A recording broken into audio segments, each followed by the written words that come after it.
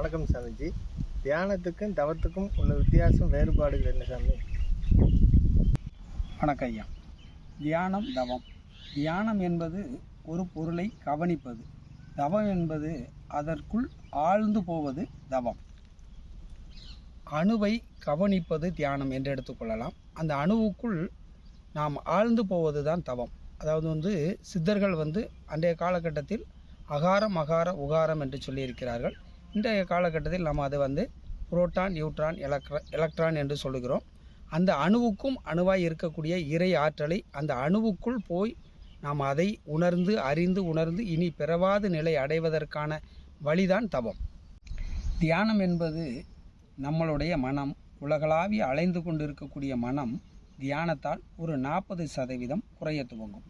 ஆனால் தவத்தின் மூலமாக மனமற்ற நிலை ஏற்படும். இதைத்தான் 18 சித்தர்களும் தவம் என்றே குறிப்பிடுகிறார்கள். தியானம் என்பது உலகம் முழுக்க பரவி இருந்தாலும் தவம் என்பது நம்மளுடைய தமிழகத்தில் வாழக்கூடிய சித்தர்களால் தான் மனமற்ற நிலையும் இனி பிறவாத நிலையும் உணர முடியும். அவர்களுடைய பாடல்களை ஆய்வு செய்தால் மட்டுமே தான் தவத்தை பற்றி நாம் அறிந்து கொள்ள முடியும், உணர்ந்து கொள்ள முடியும்.